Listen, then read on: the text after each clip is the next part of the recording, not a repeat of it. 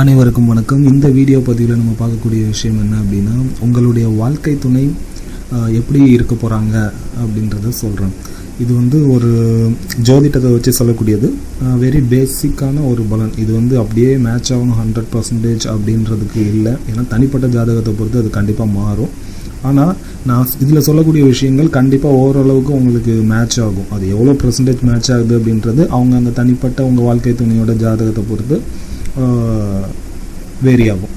இதில் பார்த்தீங்க அப்படின்னா, சிலருக்கு கல்யாணம் ஆயிடுச்சு அப்படின்னா, நாங்கள் ஏன் இதை பார்க்க போகிறோம், எங்கே தான் கூட இருக்குது, எங்களுக்கு தெரியாதா அப்படின்னு கேட்பீங்க. நீங்கள் வீடியோ பாருங்கள், பார்த்துட்டு இதில் இந்த வர்ற கேரக்டர் மேட்ச் ஆச்சு அப்படின்னா புரிஞ்சுக்கோங்க. ஏன்னா இன்றைக்கி அதிகரிக்கக்கூடிய விவாகரத்துக்கள் எல்லாம் பார்க்கும்போது ஒருத்தர் புரிஞ்சிக்க மாட்டேன்றாங்க, ஹஸ்பண்ட் அண்ட் ஒய்ஃப் அப்படின்றது தான் நமக்கு தோணுது. ஸோ அவங்க கேரக்டர் இப்படி தான் இருக்கும். நீங்கள் என்ன ராசி அப்படின்னா உங்களுக்கு வரக்கூடிய ஒய்ஃபோட கேரக்டர் மோஸ்ட்லி இப்படி இருக்கிறதுக்கான சான்சஸ் அதிகம். அப்படின்றதுனால ஒரு புரிதல் இருந்தது அப்படின்னா விட்டு கொடுத்து போகக்கூடிய ஒரு தன்மை வரும். வாழ்க்கை சுமூகமாக போகிறதுக்கான, சேர்ந்து வாழ்கிறதுக்கான வாய்ப்புகள் அதிகமாக இருக்கும். அதுக்காக தான் இதை சொல்கிறேன். ஓகே, மிதுனம், கன்னி இந்த லக்ன ராசிக்காரங்களுக்கான வாழ்க்கை துணையோட கேரக்டர் எப்படி இருக்கும்னு பார்க்கலாம். இவங்களோட கேரக்டர் எப்படி இருக்குன்னா, இவங்களுடைய வாழ்க்கை துணை கொஞ்சம் புத்திசாலியாக இருக்கிறதுக்கான வாய்ப்பு இருக்குது. அவங்க எப்போவுமே ரொம்ப ஹானஸ்ட்டாக இருப்பாங்க. நீதி, நேர்மை, நியாயம் பேசக்கூடிய ஒரு ஆளாக இருப்பாங்க.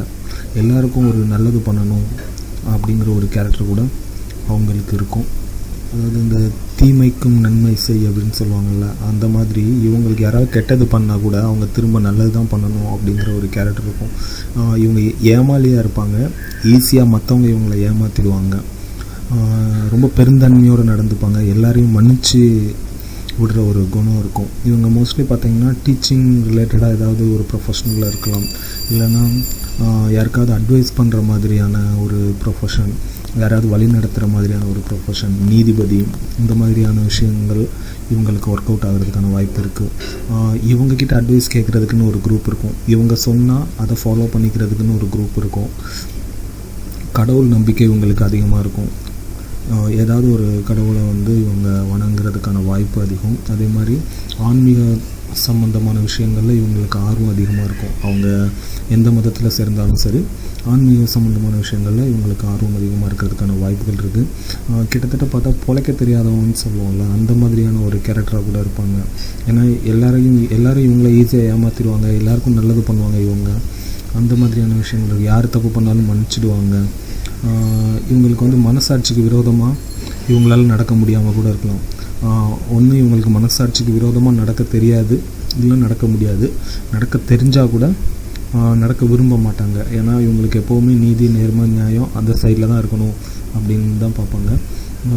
பெரியவங்களை மதித்து நடக்கக்கூடிய ஒரு கேரக்டர் கூட இவங்களுக்கு இருக்கலாம்.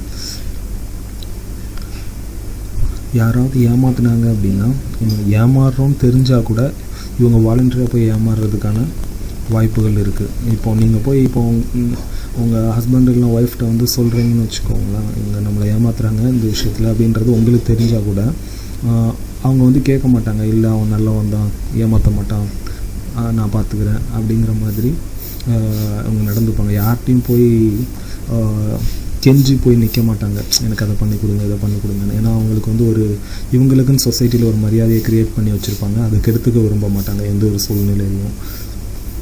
அதே மாதிரி தப்பான விஷயங்களில் ஈடுபடுறதுக்கு கொஞ்சம் யோசிப்பாங்க. இதெல்லாம் இவங்க மிதுனம் மற்றும் கன்னி லக்ன ராசிக்காரர்களுடைய வாழ்க்கை துணையோட ஒரு பொதுவான பலன் தான். இது 100% மேட்ச் ஆகணுன்றது கிடையாது. நன்றி.